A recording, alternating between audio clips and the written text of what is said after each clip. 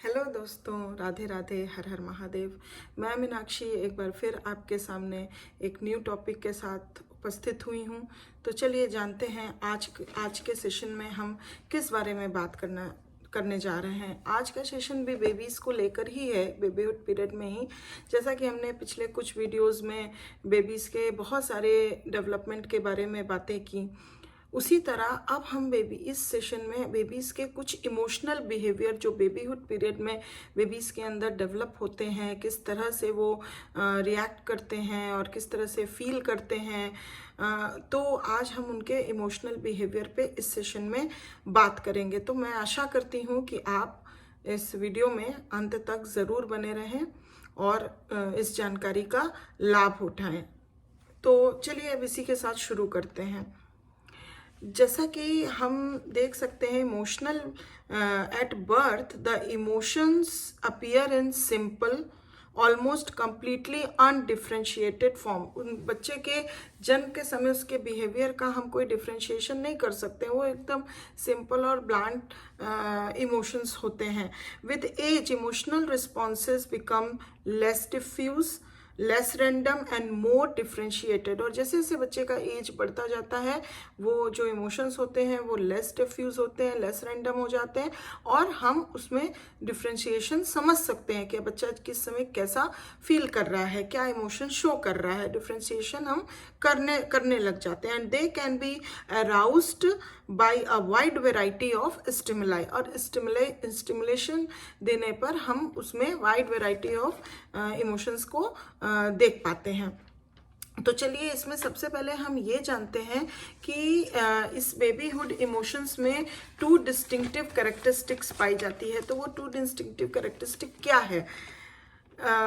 They differ markedly from those of adolescents and adults and often from those of older children. उनके emotions जो होते हैं markedly different होते हैं adolescent या older adults से या फिर other children से। हाँ, सेकेंडली है emotions are more easily conditioned during babyhood than at later ages. अगर बेबीहुड पीरियड में बच्चों के इमोशंस के बारे में बात करें तो वो बहुत जल्दी से कंडीशनड हो जाती है, कंडीशन इमोशंस वो शो करते हैं। This is because babies intellectual abilities are limited. उस समय इतना इंटेलेक्चुअल एबिलिटी बेबीज के अंदर डेवलप नहीं हुई रहती, and they respond easily and quickly to stimuli that have given rise to an emotional response in the past. अगर किसी भी प्रकार का इमोशनल रिस्पॉन्स उनको पास्ट में हुआ है तो वो उससे कंडीशनड हो जाते हैं, और आज के प्रेजेंट टाइम में अगर वही स्टिमुलस उनके सामने आता है तो उस कंडीशनिंग के चलते वो उस तरीके का रिस्पॉन्स उस स्टिमुलेशन के अगेंस्ट देते हैं, चाहे वो उसके हैप्पीनेस का हो, जॉय का हो, फियर का हो, एंगर का हो। एक एग्जाम्पल के तौर में मैं आपको बता सकती हूँ, जैसे कि एक बच्चे को पास्ट में अगर इंक्यूबेशन कराने के लिए, वैक्सीनेशन के लिए डॉक्टर के पास ले जाया गया, जिससे उसको एक पेन फीलिंग हुई और वो घबराया, फेयरफुल हुआ, तो कभी भी वो जब फिर डॉक्टर के पास जाएगा तो ही shows emotions of fear and just unhappiness. हाँ, पेन फीलिंग उसको आने लगेगी, बिकॉज पास्ट में वो उस तरीके के स्टिमुलस से जो कंडीशनड हो गया है। तो आज प्रेजेंट में अगर वही स्टिमुलस उसके सामने आता है तो पास्ट में हुए उस कारण से वो इस समय भी उसी तरीके का रिस्पॉन्स बच्चा देता है। तो अब क्या है कि इस बेबीहुड पीरियड में कुछ हम बच्चे के अंदर कॉमन इमोशनल पैटर्न्स देख सकते हैं। तो आज चलिए इसमें हम कुछ common emotional patterns in babyhood की बात करते हैं। तो इसमें जैसे कुछ कॉमन जो पैटर्न्स देखने को मिलते हैं इमोशंस के बच्चों के अंदर, वो होते हैं anger, fear, curiosity, Joy and affection. चलिए वन ऑन वन थोड़ा थोड़ा इसके बारे में डिटेल में देख लेते हैं। Anger, common stimuli that gives rise to anger in babies are interference with attempted movements, thwarting of some wish, not letting them to do what they want to do, and not letting them make themselves understood. तो इस तरह का जो anger response बच्चों के अंदर आ जाता है, तो वो कुछ कॉमन स्टिमुलाई जब उनको मिलता है जिससे ये एंगर का रिस्पॉन्स उनका होता है, वो कब होता है, किस तरह के स्टिमुलस पे, जब उनके अटेम्प्टेड जो वो करना चाहते हैं उसको करने के लिए जब हम उनको रोकते हैं, इंटरफेरेंस डालते हैं, हाँ, या फिर उनके किसी इच्छा को हम उतना ध्यान नहीं देते हैं, पूरा होने नहीं देते हैं, और या फिर वो जो करना चाहते हैं उनको करने से हम रोकते हैं। तो इस तरह से, या फिर उनको ऐसा लगता है कि वो हम उनको नहीं समझ पा रहे हैं, वो कुछ कहना चाह रहे हैं, बताना चाह रहे हैं, शो करना चाह रहे हैं, बट हम उनकी बात को नहीं समझ पा रहे हैं। तो इट गिव्स द, इस टाइप के स्टिमुलस होने पे they give the response and emotion, show the emotions of anger. Typically the angry response takes the form of screaming. अब वो किस तरह से उसको शो करते हैं, उस रिस्पॉन्स को शो करते हैं, जैसे कि वो स्क्रीम करने लगते हैं, लेग्स का किकिंग करने लगते हैं, kicking of legs, waving the arms and hitting और kicking anything within reach. जो उनके रीच में जो भी चीज़ें होती हैं उसको हिट कर देते हैं, किक कर देते हैं। इस तरह से वो अपने एंगर के रिस्पॉन्स को उस स्टिमुलस के अगेंस्ट शो करते हैं। ड्यूरिंग द सेकेंड बेबीज में also jump up and down, कूदने लग जाते हैं ऊपर नीचे, अगर सेकेंड ईयर में देखा जाए तो। Throw themselves on the floor and hold their breath. तो इस तरह से वो अपने एंगर रिस्पॉन्स को, इस तरह के पैटर्न को शो करते हैं। अब हम अगर नेक्स्ट इमोशनल पैटर्न की बात करें तो वो होता है fear.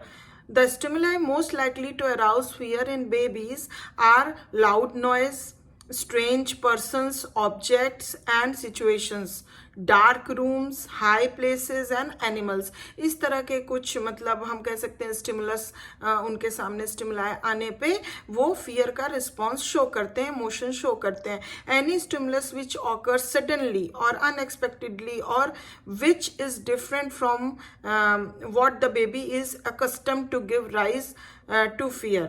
The typical fear response in babyhood consists of an attempt to withdraw from the frightening stimulus, accompanied by whimpering, crying, temporary holding of the breath, and checking the activity engaged in the baby became frightened। तो इस तरह से वो accompanied, इस तरह की कुछ चीज़ों को accompany करके अपने fear response को show करते हैं। Next come curiosity। Anything new or unusual acts as a stimulus to curiosity। अगर कुछ भी ऐसा नया, बिल्कुल उनके लिए कुछ नया हो, कोई भी स्टिमुलस, या फिर अनयूजुअल हो, वो उससे एक्वेंटेड ना हो बिफोर, तो इस तरह की चीज़ें बच्चों के अंदर क्यूरोसिटी पैदा कर देती हैं। Unless the newness is too pronounced that it give rise to fear.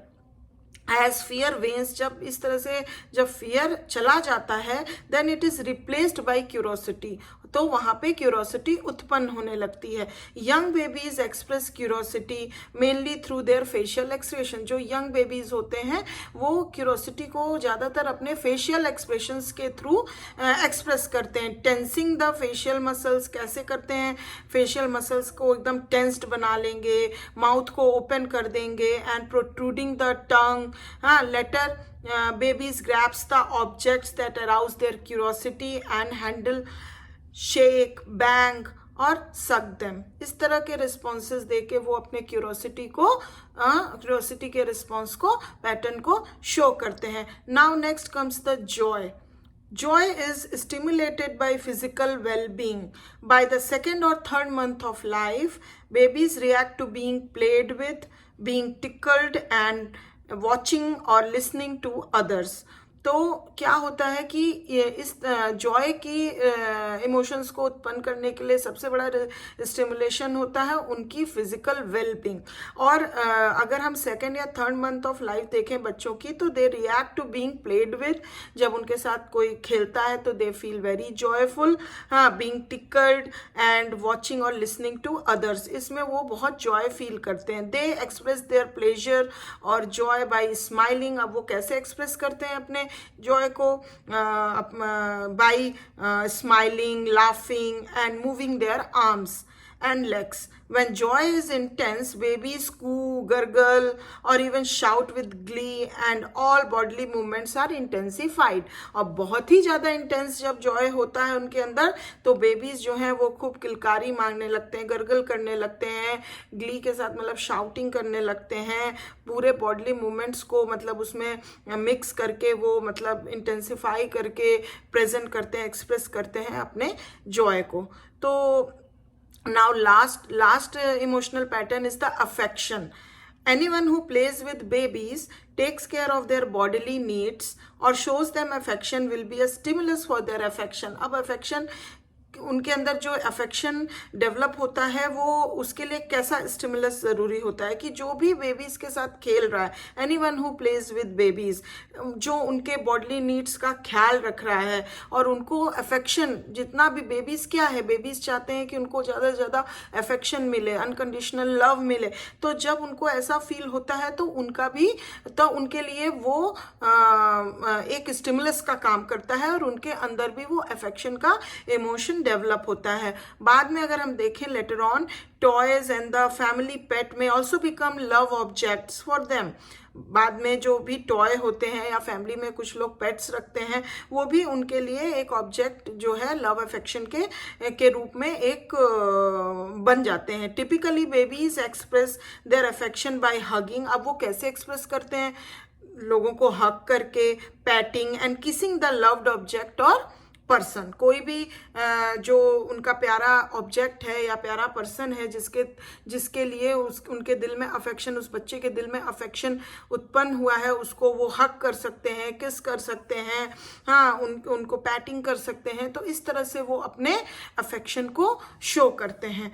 तो आज हमने बच्चों के बारे में, बेबीज़ के बारे में, 2 साल तक के बच्चों के खासकर के बारे में कुछ कॉमन इमोशनल पैटर्न्स के बारे में जाने और वो किस तरह से अपने इमोशंस का रिस्पॉन्स करते हैं और कैसे उनके अंदर वो सब डेवलप होता है. तो मैं आशा करती हूँ कि ये जानकारी आपको बहुत अच्छी लगी होगी और आप इसको एंजॉय किए होंगे जानने में, समझने में. तो अगर पसंद आई हो तो प्लीज़ एक लाइक ज़रूर कर दीजिएगा और अभी तक सब्सक्राइब नहीं किया है तो प्लीज़ जल्दी से सब्सक्राइब करिए, क्योंकि मैं अगले वीडियो में भी बहुत अच्छी जानकारियाँ लेके आने वाली हूँ और हमारा और आपका तार टूटना नहीं चाहिए. और जो हमारे एक्सिस्टिंग व्यूवर्स हैं, जो एक्सिस्टिंग सब्सक्राइबर्स हैं, उनको मेरा बहुत बहुत धन्यवाद. और मेरे जो न्यू व्यूवर्स हैं जो अभी मुझे देख रहे हैं, अभी तक सब्सक्राइब नहीं किया, उनसे मेरी विनती है कि आप प्लीज़ मेरे चैनल को सब्सक्राइब करिए. मैं आपको श्योरिटी देती हूँ कि आपको अच्छे से अच्छा जानकारी मिलेगी, रोचक जानकारी मिलेगी, आपको बहुत अच्छा लगने वाला है. तो प्लीज़ मेरा सपोर्ट करिए, मेरा उत्साह बढ़ाइए, जिससे मैं आप लोगों के साथ और भी ज़्यादा कनेक्ट कर सकूँ. तो इसी के साथ मैं अब इस सेशन को एंड करती हूँ. अब मैं फिर से आपके साथ नेक्स्ट वीडियो में मिलूँगी. तब तक के लिए अपना ध्यान रखिए, ख्याल रखिए and thanks for watching my video. Bye bye, take care.